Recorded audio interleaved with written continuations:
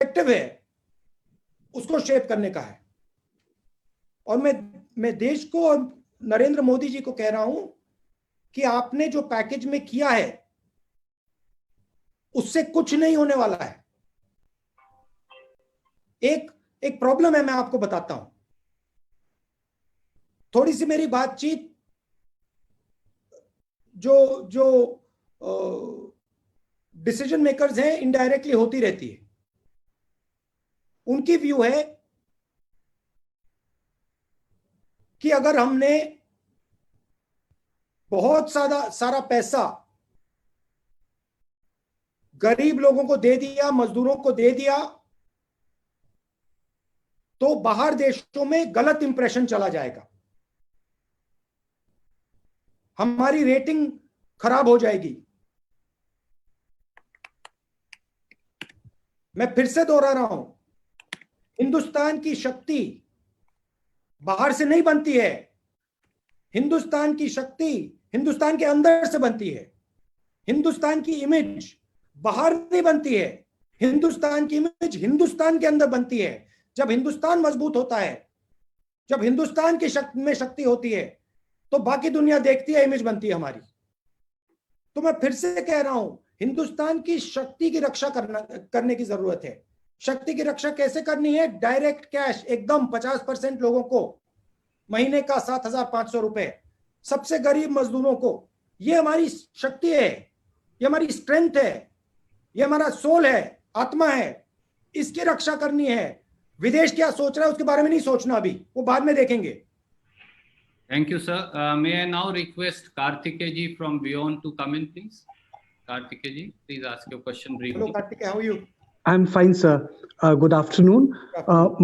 My question to you is that how has the government delivered on ground at the time of the lifting of lockdown, especially in context of the depressed people, poor people, daily wage workers?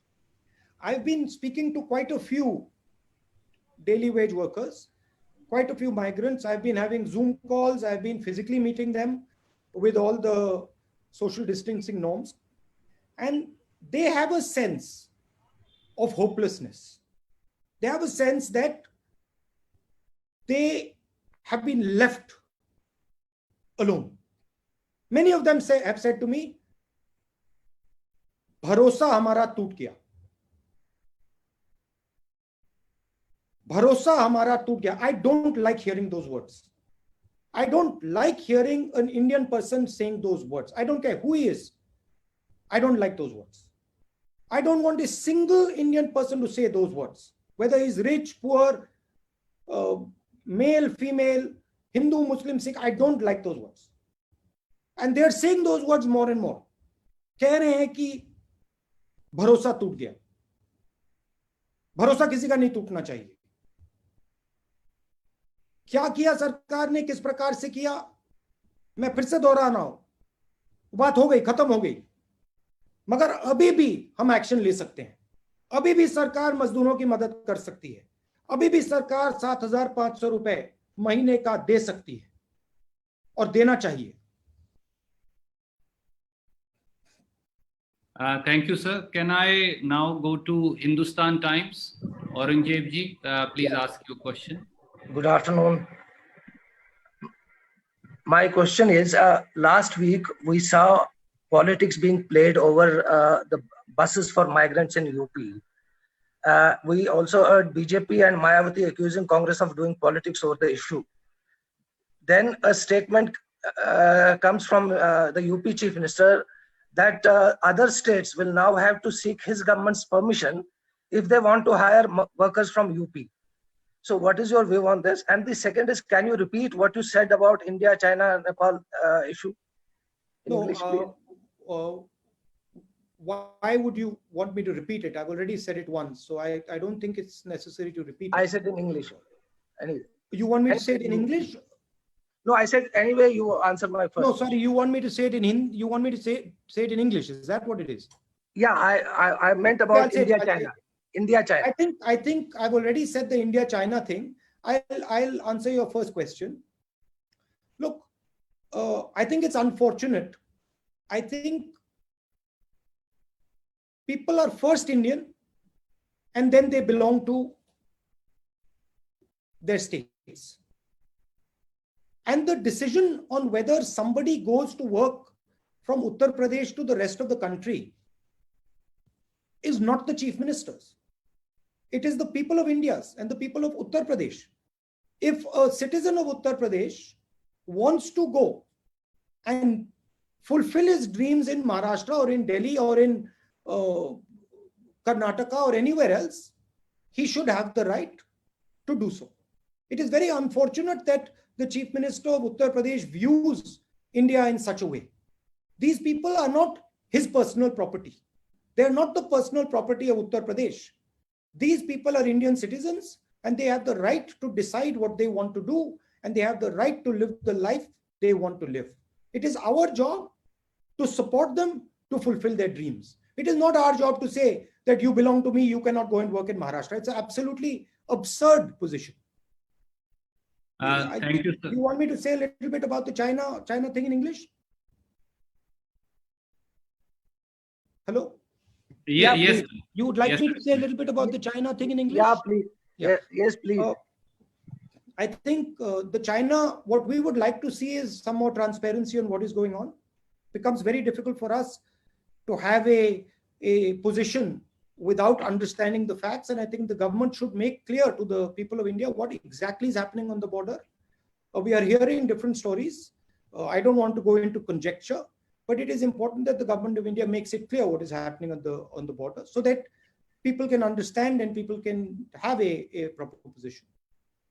Thank you, sir. May I now request Archana from ANI to come in? Archana, please ask your question. Hello, Archana. Hello, sir. How are you? Sir, my question is, I'm fine. So my question is, lockdown का main लक्ष्य था संक्रमण को रोकना. तो क्या आपकी राय में 4 बार लॉकडाउन अभी तक हो चुका है, तो संक्रमण रुका है? क्या लक्ष्य प्राप्त हुआ है सरकार को? ये तो मैंने ओपनिंग स्टेटमेंट में ही कह दिया था कि लॉकडाउन का जो लक्ष्य है वो प्राप्त नहीं हुआ. प्रधानमंत्री ने कहा था 21 दिन में लॉकडाउन कोरोना को हरा देगा. कोरोना तो बढ़ता जा रहा है, तो ठीक है, जो पहली स्ट्रैटेजी थी वो फेल हो गई, उसको एक्सेप्ट कर लेना चाहिए. मगर अब बताइए अगली स्ट्रैटेजी क्या है? अब बताइए आगे बढ़ते हुए हिंदुस्तान की सरकार क्या सोच रही है? लॉकडाउन को किस प्रकार से हटाएगी? जो हमारे गरीब लोग हैं उनकी किस प्रकार से मदद करेगी? जो स्मॉल मीडियम बिजनेसेस हैं उनकी कैसे रक्षा होगी? जो माइग्रेंट्स हैं उनके लिए क्या किया जाएगा? तो ये सब चीजें अब देश को बताना है. शुक्रिया अर्चना जी. May I now request आज तक मौसमी जी is here from आज तक. मौसमी जी, one more thing. I don't think अगर आपने प्रधानमंत्री से भी पूछा कि भाई आपने 21 दिन का बोला था, 60 दिन हो गए, तो आई थिंक प्रधानमंत्री हिमसेल्फ विल एक्सेप्ट. वो ही एक्सेप्ट करेंगे कि जो उनका पहला प्लान था वो फेल हुआ, वो भी एक्सेप्ट करेंगे. मगर हम सिर्फ ये कह रहे हैं ठीक है, हम मानते हैं कि फेल हो गया, एक्सेप्ट करते हैं उस बात को, मगर अब आगे बताइए क्या करना है. अब प्रधानमंत्री ने एक लो की अपनी पोजीशन अडॉप्ट कर ली है. पहले 2-3 बार उन्होंने फ्रंट फुट पे खेला. अब प्रधानमंत्री जी दिखाई नहीं दे रहे हैं, मगर देश को प्रधानमंत्री का चेहरा दिखना है. प्रधानमंत्री को देश को बताना पड़ेगा कि आगे क्या करना है. तो प्रधानमंत्री को अग्रेसिवली फ्रंट फुट पे फिर से आना पड़ेगा. वो बैक फुट पे चले गए हैं. मैं ऑपोजिशन का हूं, मैं कह रहा हूं उनको कि वो फ्रंट फुट पे फिर से आए. Thank you, sir. May I now request Aaj Tak, Mausmi Singh? And sir, before I take that question, Mausmi ji, sorry, I want to point out to the group as also to Rahul ji. Siddharth from ANI is here. In his course of duty, he was tested positive for COVID, but hats off to him that he continues to be on duty. Despite that, kudos to him. I hope he's not infecting other people. No, sir, he's at home, but he's on Zoom and continues to work. Mausami ji, please go ahead. Rahul, हम आपसे पूछना चाह रहे थे, जो सरकार की पूरे इस मसले को लेके हैंडलिंग रही है, how would you rate it if it's on a scale of 10? क्या आप कितना मार्क्स देंगे, और क्या एक बड़ी कामयाबी और एक बड़ा फेलियर या नाकामयाबी क्या रही है I'm not a school professor that I'm going to rate the Prime Minister's performance on a scale of 1 to 10. Sorry, that would be inappropriate for me to do. मैं ये कह दूंगा कि कोरोना की लड़ाई खत्म नहीं हुई है, कोरोना की लड़ाई शुरू हुई है और हमें आगे क्लियरली अपने एक्शंस समझाने हैं। सरकार को क्लियरली एक्शंस बताने पड़ेंगे। 2-3 चीजें हैं। इकोनॉमी को कैसे रिवाइव करेंगे, स्मॉल मीडियम बिजनेस, माइग्रेंट्स, जो गरीब जनता है उनको कैसे, उनकी मदद कैसे होगी, और जो ओपनिंग अप हो रही है इसको किस प्रकार से मैनेज किया जाएगा कि हमारे जो वनरेबल लोग हैं, जो बुजुर्ग लोग हैं, हार्ट पेशेंट्स हैं, डायबिटिक्स हैं, लंग पेशेंट्स हैं, किडनी पेशेंट्स हैं, उनकी रक्षा किस प्रकार से की जाएगी नेशनल लेवल पे। ये सवाल है, मगर मेरा रैंकिंग देना अप्रोप्रिएट नहीं होगा। राहुल, क्या कोई कामयाबी Mosmi ji, I'm sorry, I'll have to cut you in today. नहीं, sorry, let her ask. कोई कामयाबी? Randeep, we can go on. Okay. Yes, Rahul, मैं कह रही थी कि क्या, जी मैं ये कह रही थी कि क्या कोई कामयाबी आपको लगता है इस पूरे 2.5-3 महीने में कोई कामयाबी रही है कुछ हैंडलिंग में, या काबिले तारीफ रहा हो सरकार की तरफ से? वो जवाब नहीं दिया था। मैं आपसे ना मैं क्रिटिसाइज करूंगा, ना मैं पास्ट की बोलना चाहता हूं। जो हो गया हो गया। मैं आज की बात कर रहा हूं। मुझे इंटरेस्ट आज की है और कल की है, कल क्या होने वाला है। और मुझे थोड़ी घबराहट हो रही है कि जो कोरोना वायरस है वो बढ़ता जा रहा है। स्टेट लेवल पे हम लड़ रहे हैं, मगर जो सपोर्ट मिलना चाहिए वो सपोर्ट सरकार दे नहीं रही है। और मैं रिक्वेस्ट कर रहा हूं सरकार से कि सिर्फ कांग्रेस के स्टेट्स को नहीं, बीजेपी के स्टेट्स को, कांग्रेस के स्टेट्स को, सबको वो फाइनेंशियली सपोर्ट करें। Thank you sir. हिंदू से संदीप फूकन जी, कृपया अपना सवाल पूछिए। So my question is that, it's about transportation. You've seen that in a graded manner, the flights have restarted. Domestic flights have restarted, but we are still quite some time away, perhaps, from opening up public transportations, regular train services. What, according to you, would be a safe mobility plan? I mean, if see, you have to understand my job. I am not an expert on safe mobility plan. That is, there are experts who will tell you this is how India should open up. For me to comment on whether we should open airlines, how we should open airlines, I'm not the expert. I don't pretend to be the expert. But what I do understand is that there are a couple of things at a high level that need to be done. When you're opening up, you need to open up with inputs from the state governments. You need to open up with inputs from experts. You need to open up in a systematic way, not in an ad hoc way. I clearly can see that our economy requires restarting, which means that it needs a money injection, cash injection immediately. So that needs to be done. And I can clearly see that we need a strategy to make sure that in a non-lockdown situation, the disease does not run amok. I am worried, let me state it clearly. I am worried that in a non-lockdown situation, in a haphazard opening up, we will get a second wave of corona that will be extremely devastating. Thank you, sir. We have last 5 minutes of this press conference. Randeep ji, I'm going to ask Sanjay Trivedi Yes, from sir, I News have a 24 question. to come in, please. Randeep जी, मैं भी हूँ।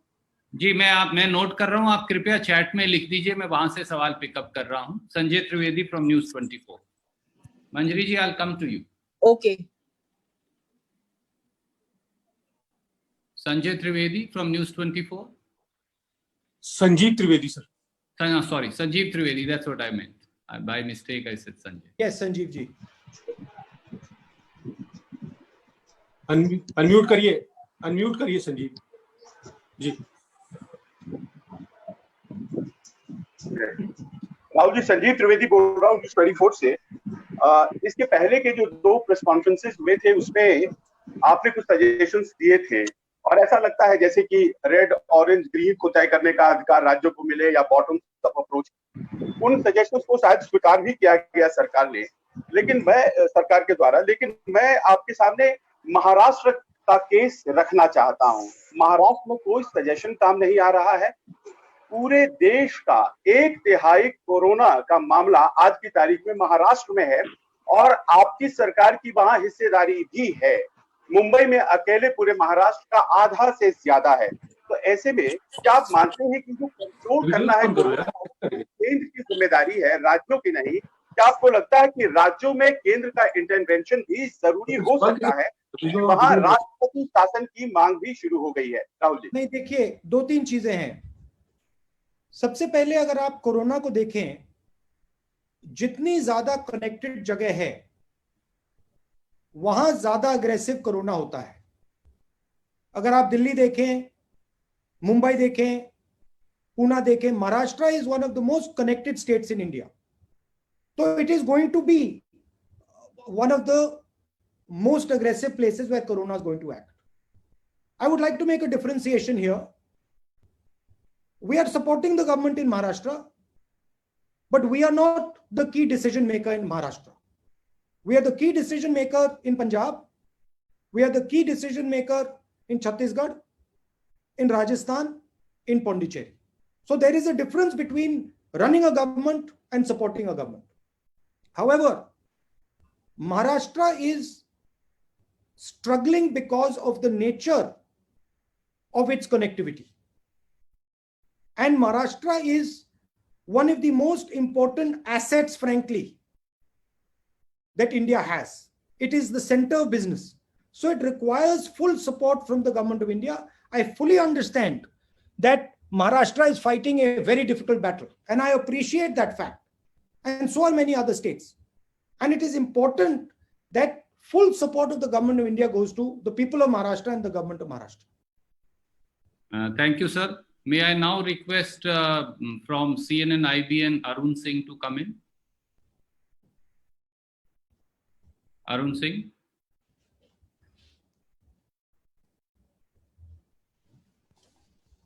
Yes. Arun ji, please go ahead.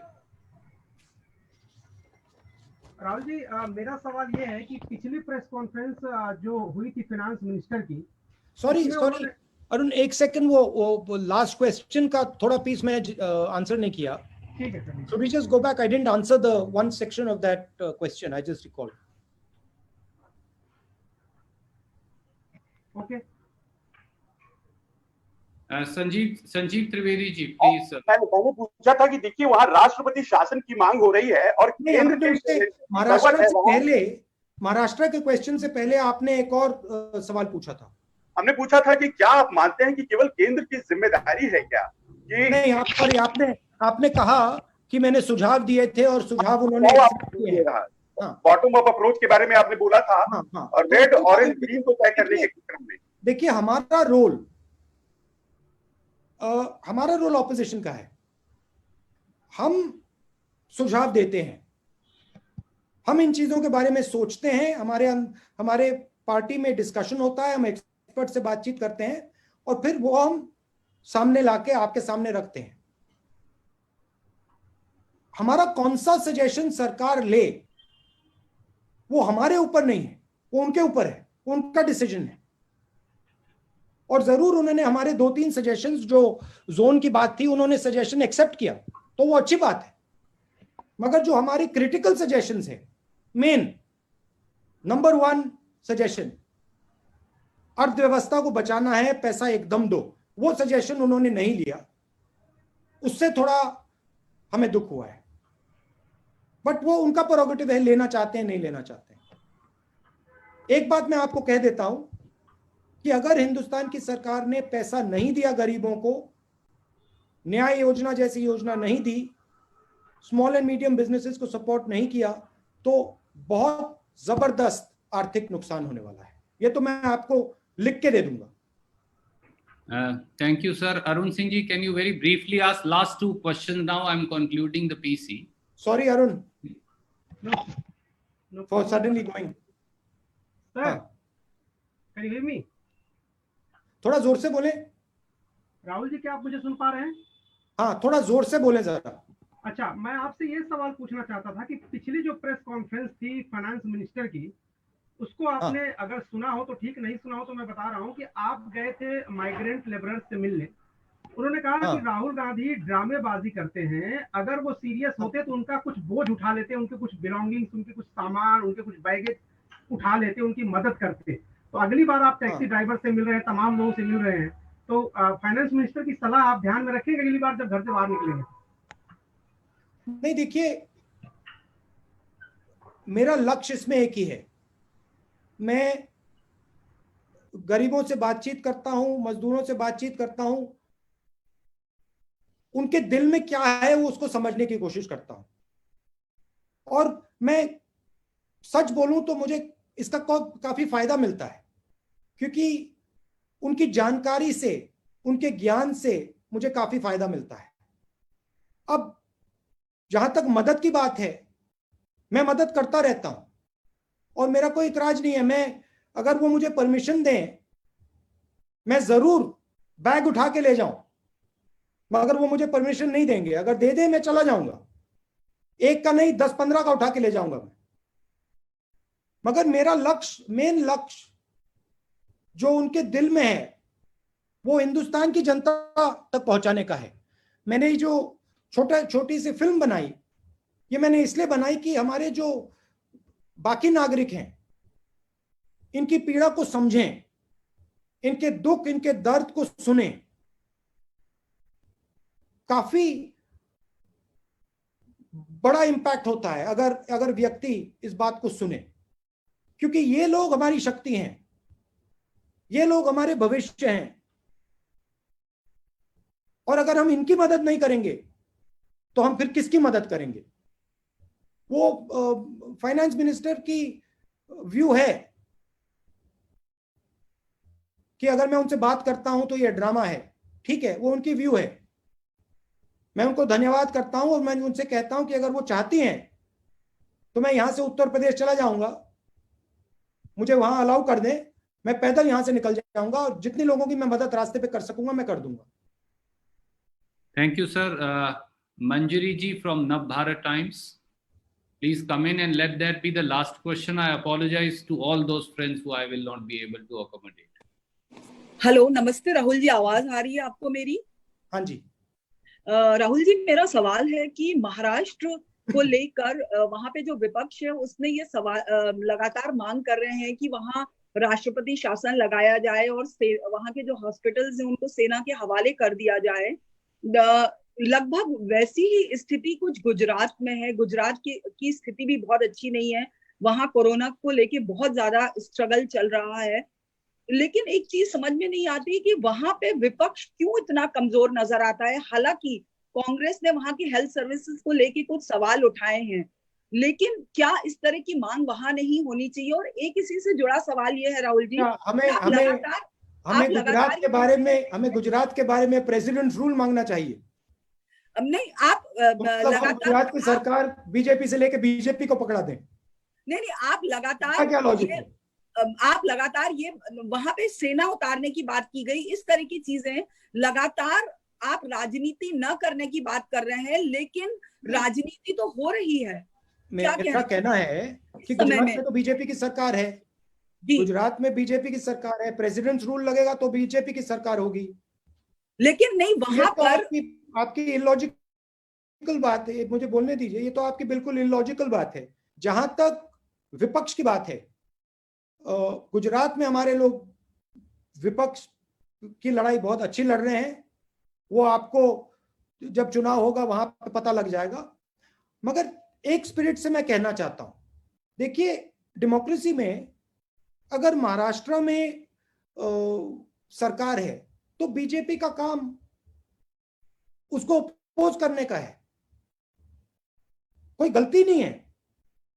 अगर BJP सवाल उठाना चाहती है, constructively सवाल उठाना चाहती है, उनको उठाना चाहिए, उससे फायदा होता है, उससे हमारी सरकार उनकी बात सुनकर सीख सकती है, एक्सेप्ट कर सकती है,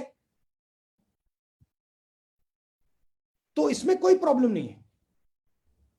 मगर डेमोक्रेटिक स्ट्रक्चर को उखाड़कर बिना कोई कारण प्रेसिडेंट रूल लगाना, उसमें और कंस्ट्रक्टिव ऑपोजिशन में बहुत फर्क है। अगर बीजेपी हमारी छत्तीसगढ़ में, राजस्थान में, पंजाब में हमें कोई सजेशन देना चाहती है, हम उसको सुनेंगे। अगर वो वैलिड सजेशन है, हम शायद उसको एक्सेप्ट भी कर लें, तो उसके खिलाफ नहीं हूं मैं। मगर वहां से लेकर आप प्रेसिडेंट्स रूम में जंप मार दें, वो अलग बात है।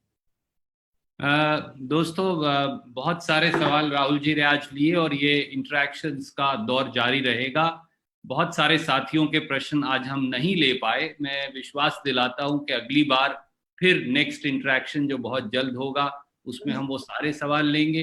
राहुल जी से जुड़ने के लिए शुक्रिया। कुछ क्लोजिंग रिमार्क्स वो अब देंगे आपको। जैसा मेन थ्रस्ट इस प्रेस कॉन्फ्रेंस का कि जो लक्ष्य